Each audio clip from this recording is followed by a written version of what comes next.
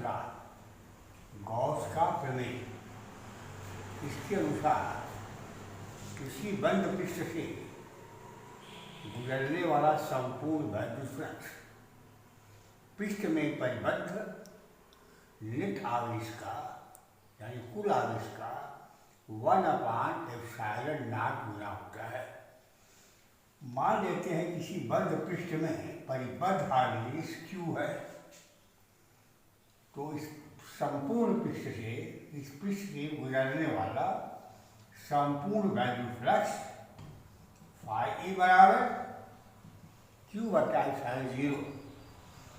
यदि इस बंद पृष्ठ के अंतर्गत कई आवेश Q1, Q2, Q3 हों तो φE बराबर Q1 + Q2 + Q3 upon ε0। It is equal to sigma Q बटा ε0। यह तब है जब यह बंद पृष्ठ वाल या निर्वात में हो। यदि यह बंद पृष्ठ किसी माध्यम में हो तो ऐसी स्थिति में जिसका परावर्तन के हो तो φE बराबर सिग्मा Q बटा ε0 के। अब इस नियम को सिद्ध करना है। इस नियम को सिद्ध करने के लिए हम एक बिंदु आवेश Q लेते हैं। इसको केंद्र मानकर R त्रिज्या का एक गोला खींच लेते हैं। गोले के केंद्र पर आवेश Q स्थित है।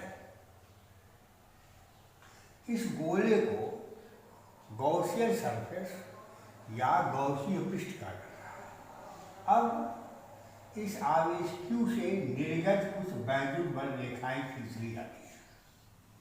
मान लीजिए हमने वैद्युत बल रेखाएं 8 खींच लिया। ये वैद्युत रेखा खींच ली जाती है। इस पृष्ठ पर गॉसियन पृष्ठ पर एक लघु पृष्ठखंड DA की कल्पना करते हैं जो बिंदु P पर स्थित है। बिंदु P पर क्षेत्रफलीय घटक वेक्टर DA और वैद्युत क्षेत्र वेक्टर E दोनों त्रिज्या बाहर को दिखाएं। अब इस लघु पृष्ठ से गुजरने वाला वैद्युत फ्लक्स लघु पृष्ठ से गुजरने वाला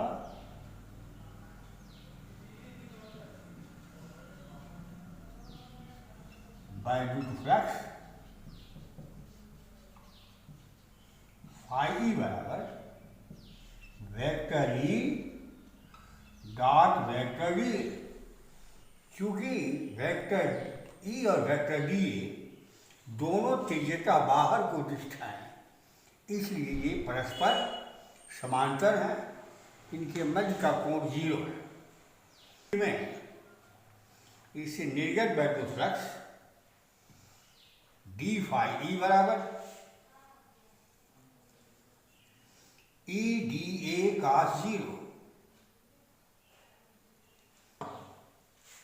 dφE बराबर EdA cos 0 बराबर EdA। संपूर्ण गॉसीय पृष्ठ से निकलने वाले या गुजरने वाले वैद्युत फ्लक्स को ज्ञात करने के लिए इस पूरे गॉसियन पृष्ठ को छोटे छोटे खंडों में बांटेंगे। प्रत्येक खंड से गुजरने वाली वैद्युत फ्लक्स की गणना करेंगे और जोड़ देंगे। जोड़ने की इस क्रिया को क्षेत्रफलीय समाकलन कहते हैं। तो संपूर्ण गॉसीय पृष्ठ से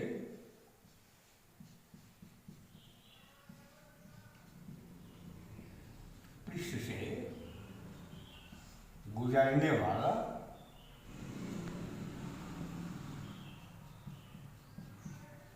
वैद्युत फ्लक्स मतलब इलेक्ट्रिकल फ्लक्स φE बराबर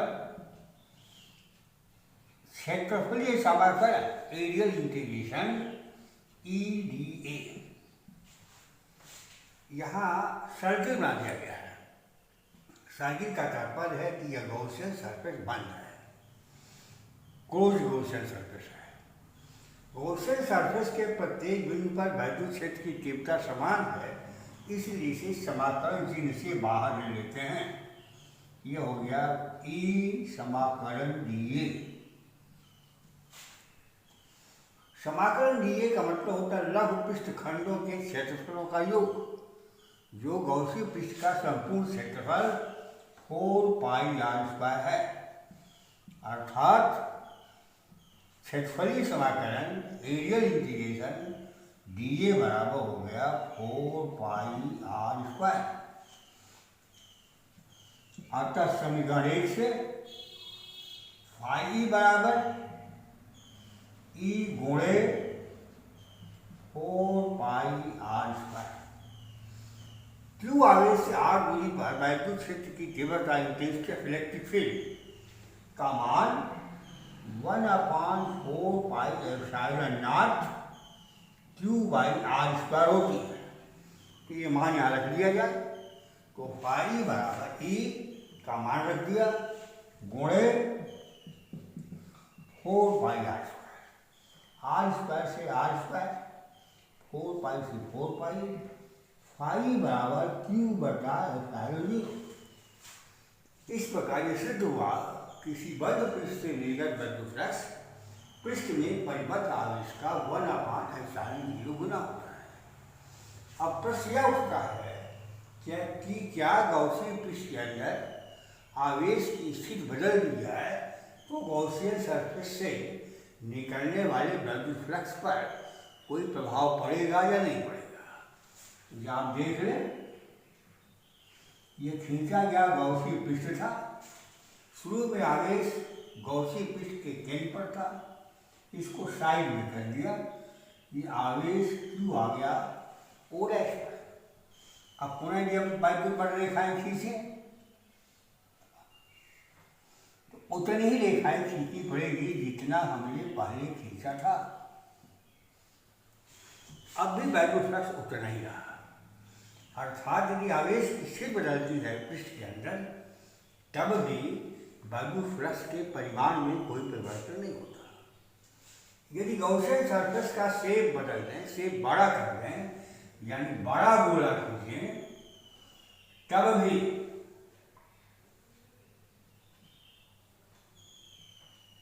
पहले छोटा गोला खींचा था, अब बड़ा गोला, तब भी इसे गुजरने वाले वैद्युत फ्लक्स के परिमाण में कोई परिवर्तन नहीं होगा। यदि शेप बदल दे, पहले गोला कैसा था, गॉसियन सरफेस स्फेरिकल था, यदि गॉसियन सरफेस ऐसा कर दे, तब भी गुजरने वाले वैद्युत फ्लक्स का मान उतना ही रहेगा जितना पहले था। अतः किसी बंद पृष्ठ से गुजरने वाला फ्लक्स पृष्ठ में परिबद्ध आवेश पर निर्भर करता है। इस पर निर्भर नहीं करता कि इस आवेश की स्थिति क्या है, इस पर निर्भर नहीं करता कि गॉसियन सरफेस का शेप कैसा है। कूलॉम नियम के अनुप्रयोग, कूलॉम नियम का नियम के अनुप्रयोग।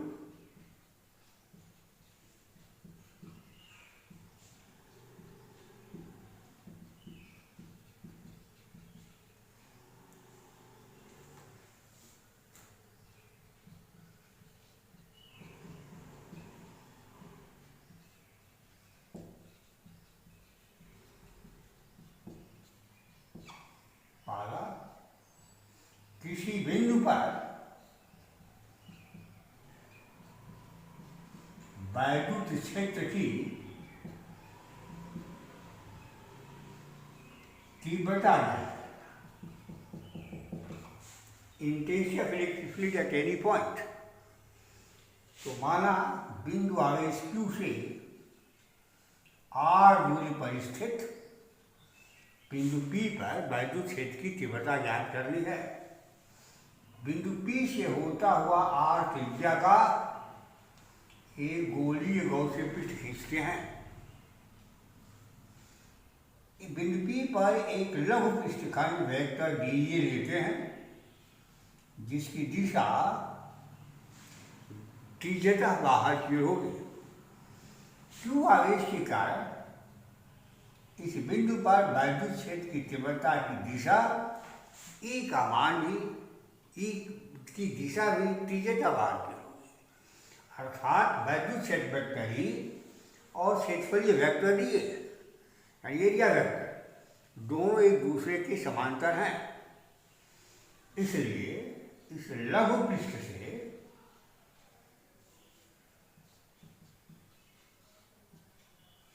पृष्ठ से गुजरने वाला वैद्युत फ्लक्स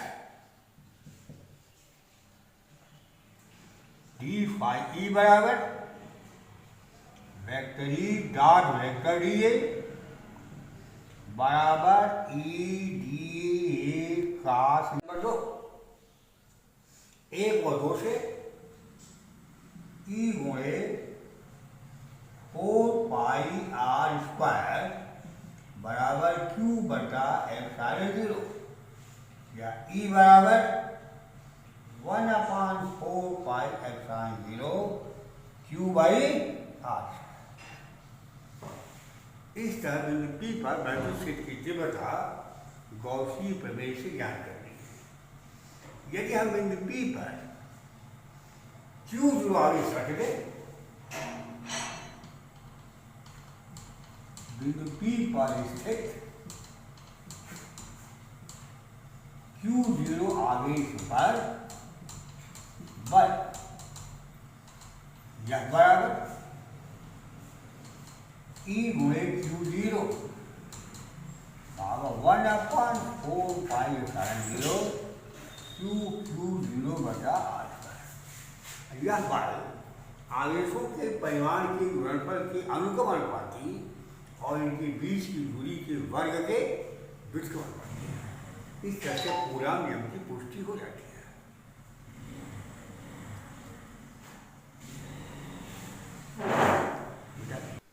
एक गौसीय पृष्ठ खींचना होता है।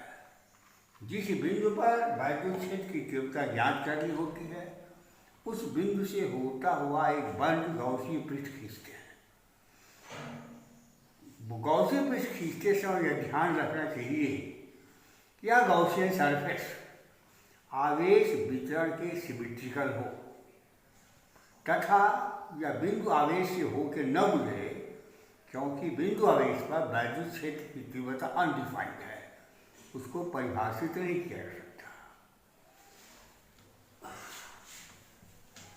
तथा ये गौसीय पृष्ठ ध्यान खींचते समय यह भी ध्यान रखना चाहिए कि गौसीय पृष्ठ पर वैद्युत क्षेत्र की तीव्रता पृष्ठ के लंबवत, इसको ध्यान रखते हुए यूनिफॉर्म डिस्ट्रीब्यूशन चार्ज के यूनिफॉर्म डिस्ट्रीब्यूशन के कारण किसी बिंदु पर वैद्युत क्षेत्र की तीव्रता सुगमता से ज्ञात की जा सकती है। उदाहरण के लिए हम लेते हैं अनंत लंबे सीधे तार के कारण वैद्युत क्षेत्र।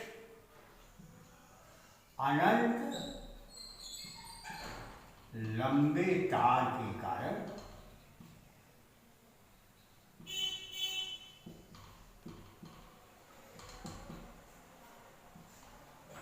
अनंत लंबे सीधे तार के कारण वैद्युत क्षेत्र। Electric field due to long straight wire. मान लेते हैं एक अत्यधिक विस्तार का तार दिया गया है जिसको धन Q आवेश से आवेशित कर दिया है। तार के एकांक लंबाई पर आवेश की मात्रा को रैखिक आवेश घनत्व लैम्ब्डा कहते हैं। तो रैखिक आवेश घनत्व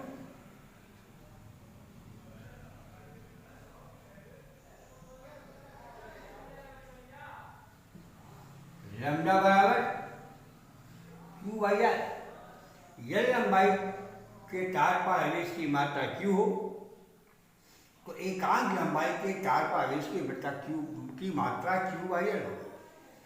इसे रैखिक आवेश घनत्व कहते हैं, जिसका मात्रक है कूलाम प्रति मीटर। इस अनंत विस्तार के तार से r पर स्थित बिंदु P पर वैद्युत क्षेत्र की तीव्रता ज्ञात करते हैं।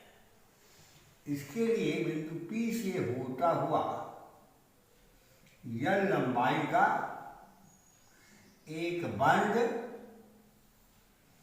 बेलनाकार गौसीय पृष्ठ खींचेंगे, अर्थात ऊपर और नीचे सिरे भी बंद हों। बिंदु P पर एक लघु क्षेत्रफल dA की कल्पना करते हैं। क्षेत्रफलीय वेक्टर dA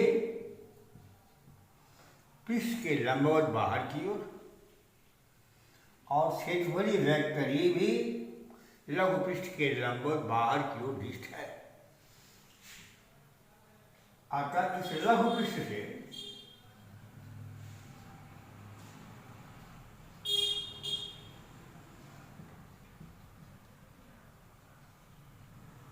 गुजरने वाला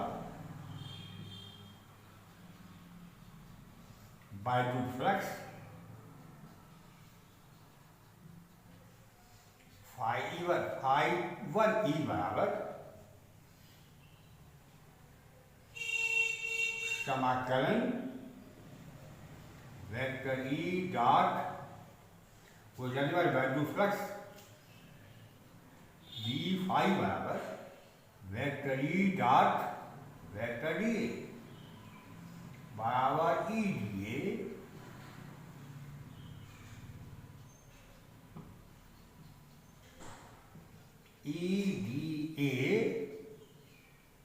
cos 0 बराबर E dA। बेलनाकार पृष्ठ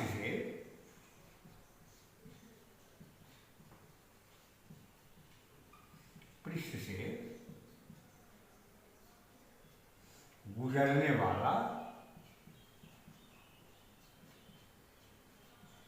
संपूर्ण फ्लक्स φ1 बराबर इंटीग्रल E dA। बेलनाकार पृष्ठ का प्रत्येक बिंदु तार से समान दूरी पर है, इसे E का मान हर जगह समान होगा, अतः इसे समाकलन के चिन्ह से बाहर निकाल दिया गया है। अतः E बराबर इंटीग्रेशन dA, अतः φ बराबर E इंटीग्रेशन dA।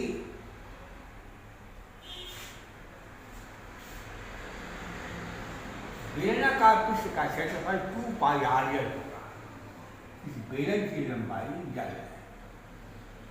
यह हो जाएगा E गुणे 2 पाई r l। यह हुआ बेलनाकार पृष्ठ से गुजरने वाला वैद्युत फ्लक्स। इस गॉसियन सर्फेस में 3 प्रकार के पृष्ठ हैं। एक बेलनाकार पृष्ठ है और 2 S1, S2 और S3 समतल पृष्ठ है। गॉसियन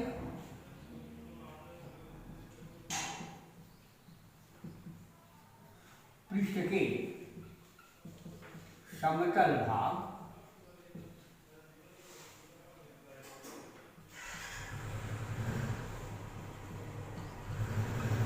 S2 और S3 हैं। यदि इन पर लघु पृष्ठ क्षेत्रफल dA की गणना करें तो लघु क्षेत्र वेक्टर dA और वैद्युत क्षेत्र वेक्टर E दोनों परस्पर लंबवत है।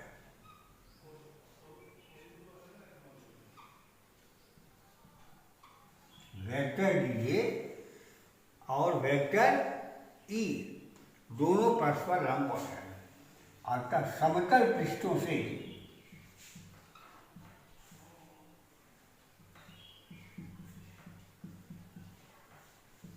गुजरने वाला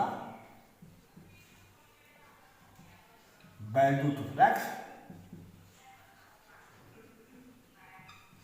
φ2 बराबर φ3 और integration vector E dot vector D बराबर E dA cos 90 बराबर 0, क्योंकि E और dA परस्पर परपेंडिकुलर है, इसलिए φ2 बराबर फाई वन बराबर फाई टू कहा जाए, क्योंकि एक को यस वन लिया गया है और एक को यस टू लिया गया है।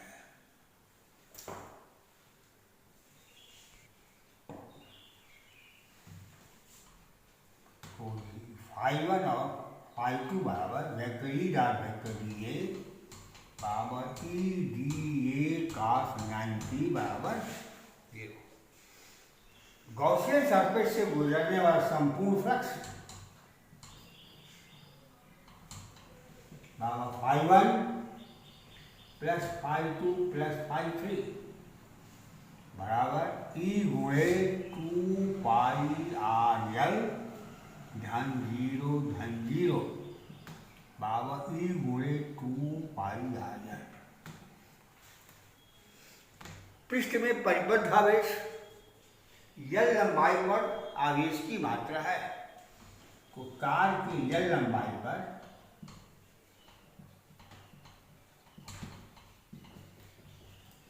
आवेश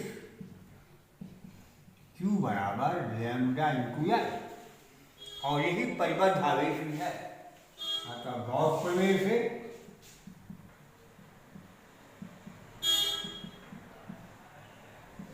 फाई बराबर Q बटा एप्सिलॉन 0 बराबर लैम्डा एल अपान एप्सिलॉन 0, समीकरण नंबर 2। यह है समीकरण नंबर 1। समीकरण 1 और 2 से ई गुणे 2 पाई आर एल बराबर lambda L upon epsilon 0, L से घटा ई बराबर 1 upon 2 pi epsilon 0 lambda by R. एक बार फिर से समझ लें। मान लेते हैं अनंत विस्तार के तार को Q आवेश धन आवेश से आवेशित कर दिया गया है। तार का रैखिक आवेश मतलब लैम्डा है, यानी तार की एकांक लंबाई पर आवेश की मात्रा बराबर Q बाई आर कूलम पर मीटर। इस बिंदु P पर तीव्रता ज्ञात करने के लिए P से होता हुआ एक बेलनाकार गॉसियन सरफेस खींचते हैं। ये बंद गॉसियन सरफेस है, अर्थात इस बेलन के दोनों भागों में ऊपर होने से धक्का लगा हुआ है। इस गॉसियन पृष्ठ के 3 भाग हैं। 2 समतल पृष्ठ हैं S2 और S3। 2 समतल पृष्ठ हैं S2 और S3, और एक बट पृष्ठ है S1। S1 पृष्ठ पर यदि हम छोटा सा खंड DA लें तो वेक्टर DA और वेक्टर E दोनों परस्पर समांतर हैं। फलस्वरूप इससे गुजरने वाला vector flux D phi E बराबर vector E dot vector DA बराबर ई DA cos 0 बराबर ई DA। बेलनाकार पृष्ठ से गुजरने वाला संपूर्ण फ्लक्स फाई वन बराबर ई DA। यहाँ पर गोला का चिन्ह नहीं लगाया गया है क्योंकि बेलनाकार पृष्ठ ओपन है। यह हो गया E समाकलन DA। समाकलन DA बेलन के वक्र पृष्ठ का क्षेत्रफल 2 पाई आ गया है। अतः फाई वन बराबर ई गुणे 2 पाई आ गया। अब 2 पृष्ठ और बच गए S2 और S3। इन दोनों पृष्ठों से पर कोई लघु क्षेत्रफल लें वेक्टर DA और वेक्टर E, तो ये दोनों दूसरे के लंबवत हो रहे हैं। ऐसी अवस्था में फाई वन और फाई टू और फाई थ्री का मान बराबर हो गया vector E dot vector DA E DA cos 90 का 0। संपूर्ण फ्लक्स बराबर phi one plus phi two plus phi three E गुणे 2 पाई आर एल प्लस 0 बराबर ई गुणे 2 पाई आर एल। ये हो गया समीकरण नंबर 1। अब गॉस में आइए। इस गॉसियन पृष्ठ में तार की यल लंबाई है, एकांक लंबाई पर आवेश Q है, तो यल लंबाई पर आवेश हो गया Q इंटू एल। अतः गॉस प्रमेय से फाई बराबर Q बटा एप्सिलॉन 0 पृष्ठ में परिबद्ध आवेश का 1 अपान एप्सिलॉन 0 गुना Q का मान लैम्डा एल है, तो लैम्डा एल अपान एप्सिलॉन 0 दोनों को इक्वेट कर दें। ई बराबर 2 pi R L 2 pi epsilon 0 lambda by R. ये हमारा सूत्र हुआ।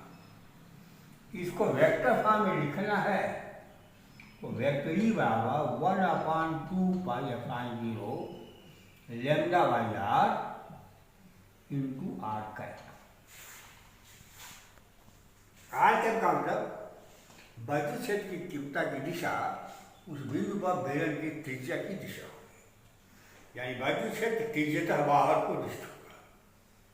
निश्चित लंबे सीधे तार के कारण किसी बिंदु पर वैद्युत क्षेत्र की तीव्रता का परिमाण 1/2 पाई/0 लैम्डा बाई आर होता है। यदि ई और आर के मध्य ग्राफ खींचा जाए, यदि तार से दूरी के सापेक्षता वैद्युत क्षेत्र की तीव्रता का परिवर्तन किस प्रकार से होता है, यह वक्र अति परवलय होगा। ये ग्राफ हो गया ई और आर के बीच। इतना पढ़ा दिया गया है कि आप चाहें तो एनसीईआरटी की किताब के उदाहरण और कुछ सांख्यिक सवाल को लगा सकते हैं। एनसीईआरटी बुक के क्वेश्चन नंबर 15 के पहले के अधिकांश सवाल लगवाए जा चुके हैं, तो 16 से 24 तक का सवाल लगाइए और अपने रेफरेंस बुक के सवाल को हल कीजिए और व्हाट्सएप पर जो सवाल ना आए उसको भेजिए।